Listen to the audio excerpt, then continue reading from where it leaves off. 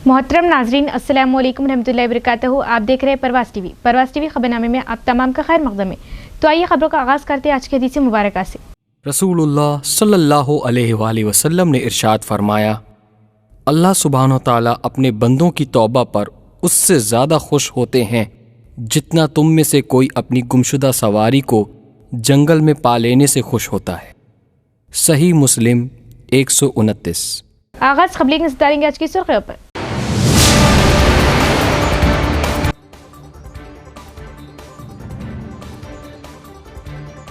Police home guards की फलाह व बहबूद और सहूलत के लिए हेल्थ इंश्योरेंस शऊर बेदारी प्रोग्राम से पुलिस ओहदेदारान।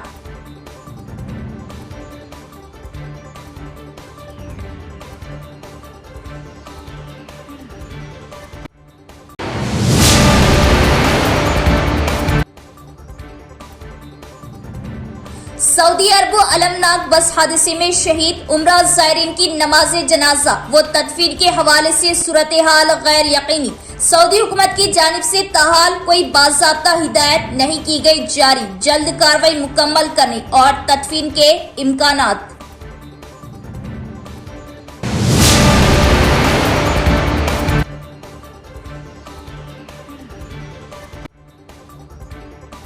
बीआरएस कारगुजार सदर केटीआर के खिलाफ फार्मूला ई कार केस में कार्रवाई की गवर्नर की इजाजत। मुझे गिरफ्तार करने की हुकूमत हिम्मत नहीं करेगी।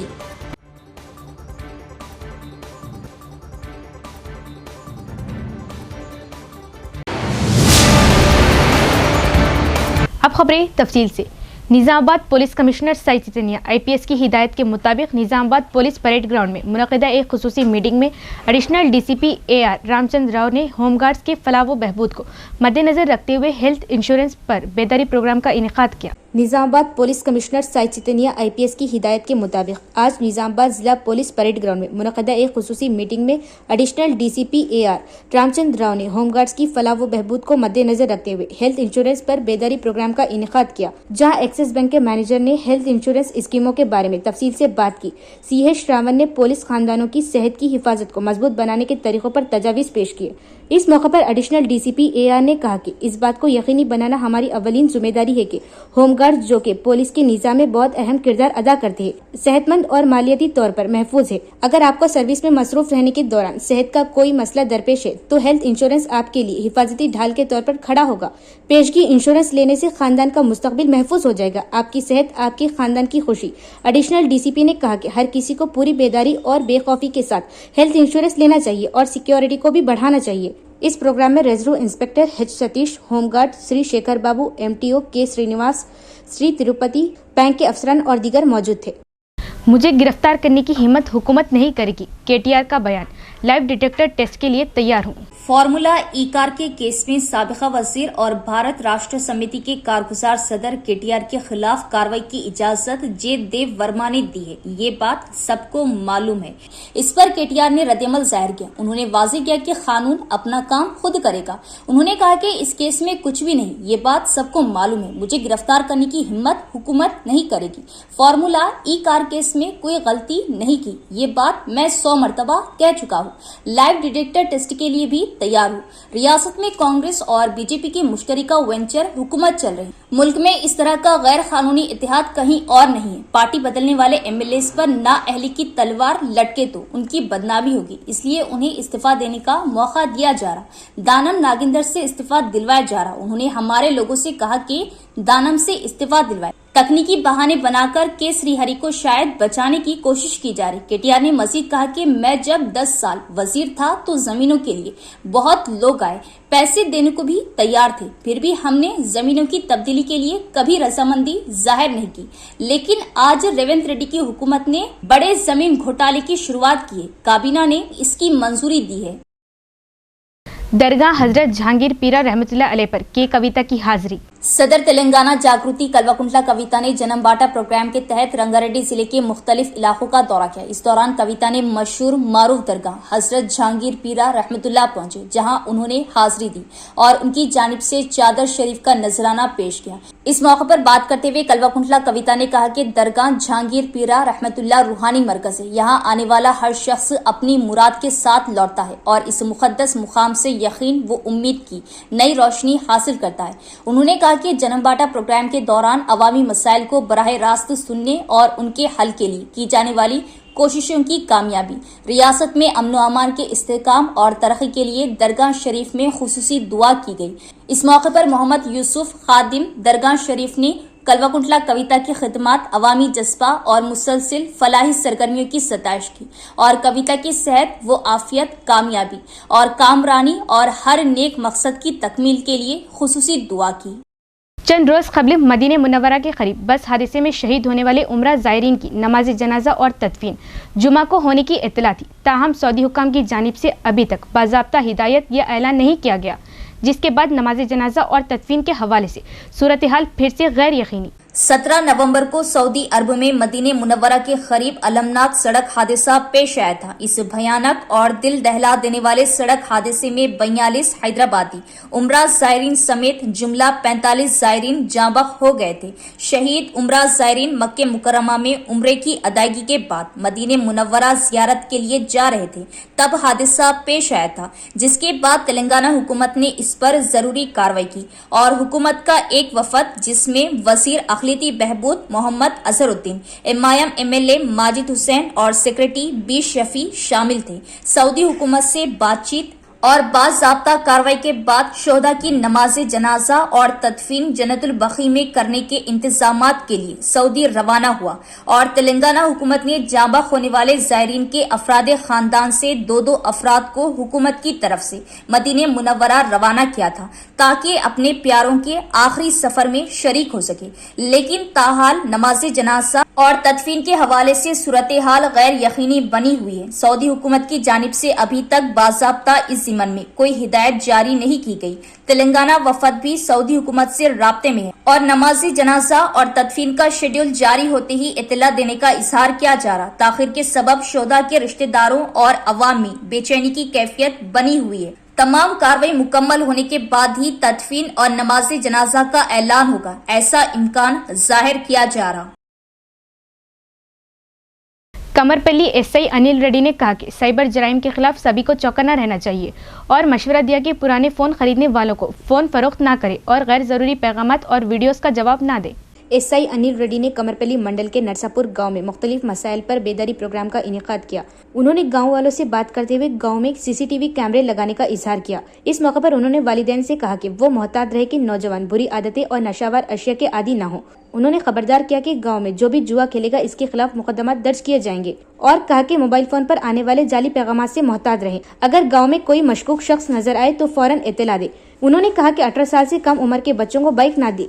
उन्होंने खबरदार किया कि जो भी गांव में गांजा फरोख्त करेगा या खरीदेगा इसके खिलाफ सख्त कार्रवाई की जाएगी। इस मौके पर विलेज कमेटी सदर गणेश, कांग्रेस पार्टी गांव ब्रांच सदर संजीव, विलेज सेक्रेटरी, गांव की अवाम और दीगर मौजूद थे।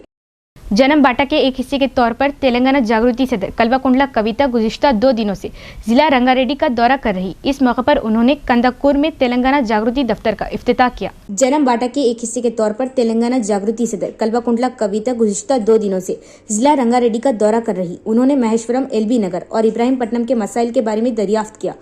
कविता ने कहा कि वो मुकामी लोगों और दानिश्वरों से बात कर रही कि लोगों को दरपेश बहुत से मसाइल को कैसे हल किया जाए। उन्होंने कहा कि संगुरुवारम के श्रीलिंगमपल्ली से राजेंद्र नगर, चेवल्ला और शाद नगर के मसाइल के बारे में सीखा। जागृति कायदी ने पांडु रंगा रेड्डी की क़ियादत में महेश्वरम में सत्य नारायण जागृति दफ्तर कायम किया। कविता ने कहा कि हल्के की सतह पर ये पहला दफ्तर है, पिछले दफ्तरों के बरक्स। उन्होंने ख्वाहिश जाहिर की कि महेश्वरम में जागृति दफ्तर के जरिए लोगों के लिए अच्छी चीजें होंगी। महेश्वरम खुद को लकी कहते हैं। उन्होंने ये भी ख्वाहिश की कि जागृति खुशहाल हो। उन्होंने कहा कि जागृति कारकुन जिन्होंने माजी में महेश्वरम में तहरीक में काम किया था वो अपने अपने हिस्से में वापस आ रहे। उन्होंने जोर दिया कि जागृति को बड़े पैमाने पर पहुंचकर मजीद मजबूत किया जाना चाहिए। ఇవాళ తెలంగాణ జాగృతి జనంబాట కార్యక్రమంలో భాగంగా మరి మేము నిన్న ఈ రోజు రంగారెడ్డి జిల్లాలో పర్యటన చేస్తా ఉన్నాం.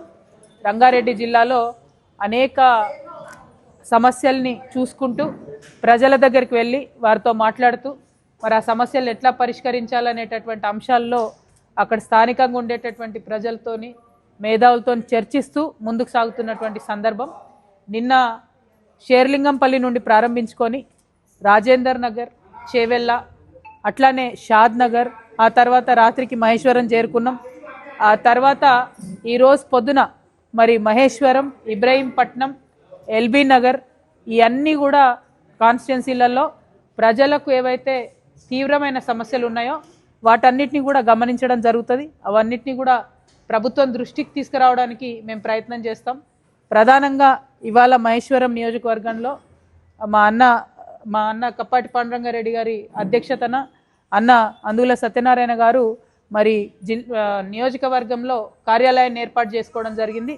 ఇది నియోజకవర్గ స్థాయిలో జాగృతి మరి ఆల్రెడీ ఉన్న ఆఫీసులు కాకుండా ఇది తొలి ఆఫీసు ఆయన పెట్టింది. సో ఈ తొలి అడుగు మరి జాగృతికి అదేవిధంగా తెలంగాణ సమాజానికి పనికొచ్చే విధంగా ముందుకు సాగే విధంగా ఉంటుందని చెప్పి నేను మనస్ఫూర్తిగా నమ్ముతా ఉన్నాను. మరి వారి అడుగు మంచిది, లక్కీ హ్యాండ్ అని నేను అనుకుంటున్నా.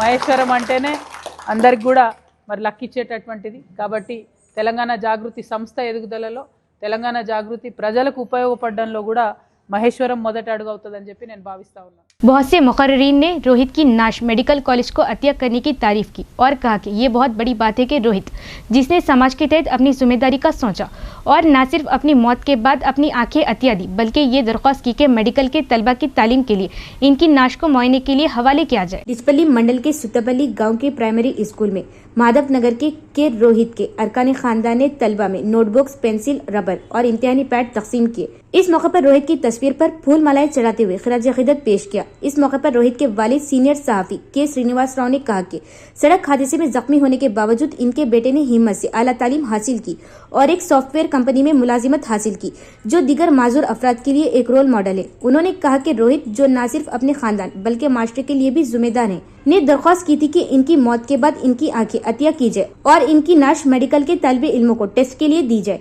इसी जज्बे के तहत रोहित की मौत के बाद इसकी नाश को निजामाबाद गवर्नमेंट मेडिकल कॉलेज के हवाले कर दी गई। CPI-ML पार्टी निजामाबाद दही जिला सेक्रेटरी प्रभाकर, जिन्होंने प्रोग्राम में मरकजी मुकर्रर की हैसियत से शिरकत की और कहा कि रोहित की नाश को रिवायत के बजाय इंसानी हमदर्दी के साथ माशरे के लिए मेडिकल कॉलेज को देना काबिल सताइश है। इस प्रोग्राम में माधव नगर सिंगल विंडो के chairman D Nageshwar Rao, CPI-ML New Democracy Nizamabad division के secretary P Sridhar, CPI-ML Mass Line city secretary Sudhakar और दीगर ने खिताब किया। इस मौके पर किसान लीडर रामकृष्ण, मजदूर लीडर रमेश और दीगर ने शिरकत की। ప్రభుత్వం ఇచ్చే బడ్జెట్ సరిపోదు అని అనుకుంటున్న ఈ సమయంలో నిజామాబాద్ జిల్లాలో CPI-ML కమ్యూనిస్టు పార్టీ భావాలున్న కొన్ని సంస్థలు దాదాపుగా 20 పైగానే భౌతికాయాల్ని ఇవ్వడం అనేది నాకు చిన్న విషయం కాదు. అదే అందులో భాగంగా పొంగల శ్రీనివాస్ గారి కుటుంబం ఒక నిర్ణయం తీసుకుంది. మన దాంట్లో ఎవరైనా కానీ ముఖ్యంగా మా పెద్ద మామ, నీ రోహిత్ అన్న, మా పెద్ద మామ, మా చిన్న మామ, చాలా ముద్దుగా మేము అనుకునేది, నాకు వాస్తవం కూడా చెప్తున్నాను, పేరు కూడా మర్చిపోతాను. ఆ రకంగా మాకున్న దగ్గరతనాన్ని గుర్తు చేస్తూ వాళ్ళు తీసుకున్న నిర్ణయం చాలా గొప్ప నిర్ణయం. ఆ నిర్ణయం అమలు చేయడం కూడా గొప్పది. నా దృష్టిలో ఒకళ్ళిద్దరు ఉన్నారు, నిర్ణయం తీసుకున్నారు కానీ అమలు చేయలేకపోయారు. అది చిన్న విషయం కాదు. ఇంకా రెండో విషయం వస్తుంది, చదువు మీద మా పెద్ద మామకు ఏదో ట్యూషన్ చెప్పి 4 పైసలు తీసుకోవడం కోసం కాదు, అట్లాగే 15 సంవత్సరాలు కొడుకు బెడ్ మీద అన్ని రకాలుగా, అంటే ఒక రకంగా కాదు, దాదాపు ఒక ఏజ్ వచ్చిన తర్వాత కూడా తల్లి తనని స్నానం చేయించే విషయం కానీ, కాలకృత్యాల విషయంలో శుభ్రం చేయడం కానీ, తన బంధువుల साबिक MLA और BRS जिला सदर जीवन रेड्डी ने फार्मूला ई रेस को चैलेंज किया और कहा कि कांग्रेस और बीजेपी का निशाना BRS पार्टी है। रेवंत रेड्डी ने KTR के खिलाफ मुकदमे को धोखाधड़ी के साथ साथ हर धर्मी की सियासत करार दिया। BRS जिला सदर और साबिक MLA जीवन रेड्डी ने कहा कि फार्मूला ई रेस एक स्कैम केस है और ये एक अफवाह है जो कांग्रेस ने फैलाई है, क्योंकि वो अवामी हलके में KTR का सामना नहीं कर सकती और वो बदउनवान है। उन्होंने वाजिब किया कि KTR एक ऐसा मोती है जो हमेशा के लिए धोया गया है और ये सच है जो वक्त बताएगा। निजामाबाद शहर में BRS पार्टी के जिला दफ्तर में मुनक़िदा एक मीडिया कॉन्फ्रेंस से खिताब करते हुए उन्होंने कहा कि फार्मूला ई रेस केस सिर्फ नाम का है और कांग्रेस और बीजेपी का असल निशाना बीआरएस पार्टी है। उन्होंने कहा कि कांग्रेस और बीजेपी ने मुश्तरका तौर पर एक अफसानवी सीरियल पेश किया है जिसका नाम है फॉर्मूला ई रेस। उन्होंने कहा कि केटीआर के खिलाफ मुकदमा रेवंत रेड्डी की मायूसी का मुंह बोलता सबूत है। उन्होंने कहा कि केटीआर के खिलाफ ताज़ा तरीन मामले में गवर्नर की इजाजत के नाम पर सियासी जोड़तोड़ किया गया है और ये कांग्रेस और बीजेपी का जादू है। और उन्होंने सवाल किया कि गवर्नर कितनी बार इजाजत देंगे। जीवन रेड्डी ने तनकीद करते हुए कहा कि ऐसे गवर्नर जो अवाम के लिए फायदेमंद बिल मंजूर करने के लिए तैयार नहीं है, जैसे कि बीसी के लिए 42% रिजर्वेशन फराहम करना, बीजेपी के बुजुर्गों के हुक्म पर अमल पैरा है और सियासी मुखालिफिन को दबाने वाले मामलात के लिए सिर्फ बादलों पर ही इजाजत दे रहे हैं। పాలన చేతకాక డైవర్షన్ చేస్తున్నటువంటి విషయం గడిచిన 2 సంవత్సరాల నుంచి ఇదే నడుస్తుంది. బీజేపీ కాంగ్రెస్ యొక్క సంయుక్త ప్రొడక్షన్. సీరియల్ పేరేమో ఫార్ములా ఈ కార్ సీరియల్ పేరు. Target KCR KTR family. Target KCR KTR family. పాత్రదారులు సూత్రధారులేమో కర్త కర్మ క్రియ, ప్రొడ్యూసరు, స్క్రీన్ ప్లే, దర్శకత్వం ఏమో రేవంత్ రెడ్డి. పాత్రధారులు సూత్రధారులేమో బండి సంజయ్, కేంద్ర మంత్రులు కిషన్ రెడ్డి, సీఎం రమేష్, ఇక రేవంత్ రెడ్డి అని చెప్పి సందర్భంగా తెలియజేస్తుంది. దీంతో అయ్యేది ఏం లేదు. కేసు పెట్టేటప్పుడే గవర్నర్ అనుమతి ఇచ్చిండు. కేసు పెట్టేటప్పుడు అనుమతి ఇచ్చిన తర్వాత మళ్ళీ విచారణకు మళ్ళీ ఛార్జ్షీట్ వేసే ముందు మళ్ళీ ఎందుకు అనుమతి? ఇది ఒక లంగా ప్రచారం. అందుకోసమే ఈ ఫార్ములా ఈ కార్ ఏదైతే ఉందో అది ఒక బెకార్ కేసు అని చెప్పి సందర్భంగా నేను తెలియజేస్తూ ఉన్నా. తాజాగా గవర్నర్ అనుమతి పేరుతో కాంగ్రెస్ బీజేపీ యొక్క ఫెవికాల్ బంధం బయటపడ్డది. ఒక మాట విలేకరుల ముందు నేను చెప్తున్నా, 42% బీసీ రిజర్వేషన్లు అంత పెద్ద విషయం. ఈ రాష్ట్రంలో 42%కు సంబంధించిన విషయాన్ని అసెంబ్లీలో బిల్ పాస్ చేసి రాష్ట్రపతికి పంపితే అక్కడ ఆమోదం రాదు. ఈ అష్టదరిద్రులైనటువంటి 8 మంది ఎంపీలు, కిషన్ రెడ్డి, బండి సంజయ్, వీళ్ళందరూ మిగతా ఎంపీలు అందరున్నారు. వాళ్ళందరూ ఎవరు నోటు మెత్తరు మాట్లాడు. 2 दिन के लखते जिगर को फरोख्त करने का कामरेडी जिले में वाक़या। शदीद माली मुश्किलात के चलते मैं अपना बच्चा अपने जाने वालों को गोद दे रही थी। माँ का बयान। कामारेड्डी जिले के इब्राहिमपेट बांसवाड़ा मंडल की एक खातून ने 2 रोज कबल एक प्राइवेट दवाखाने में नॉर्मल डिलीवरी के जरिए एक बच्चे को जन्म दिया और आज वो खातून 2 दिन का बच्चा लेकर बांसवाड़ा बस स्टैंड पहुंची और बच्चे को फरोख्त कर रही थी। वहां मौजूद अवाम ने इजहार किया और फौरन पुलिस को इत्तला दी, जिस पर उस खातून ने बताया कि वो शदीद माली मुश्किलात का शिकार है, जिसके चलते अपने पहचान वालों को बच्चा गोद देने का इजहार किया। पुलिस ने माँ और बच्चे को पुलिस स्टेशन मुंतकिल किया और तहकीकात शुरू की। इख्तिताम से खबरीक में डालेंगे आज की सुर्खियों पर।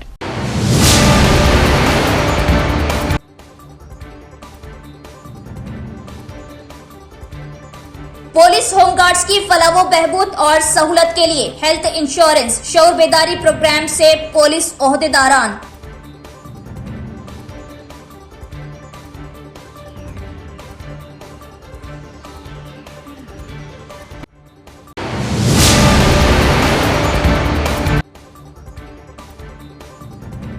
सऊदी अरब अलमनाक बस हादसे में शहीद उम्रा ज़ायरीन की नमाज जनाजा व तदफीन के हवाले से सूरत हाल गैर यकीनी। सऊदी हुकूमत की जानिब से ताहाल कोई बाज़ाब्ता हिदायत नहीं की गई जारी। जल्द कार्रवाई मुकम्मल करने और तदफीन के इम्कानात।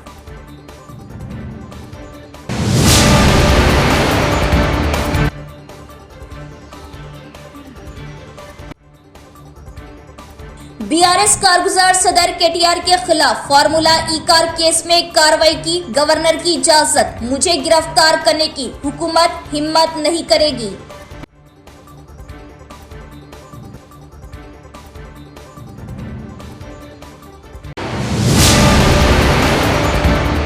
तो ये थी खबरों की तफसील। इंशाल्लाह मजीद खबरों के साथ फिर मुलाकात होगी। तब तक देखते रहिए परवाज़ टीवी। अब दे इजाजत। अल्लाह हाफिज़।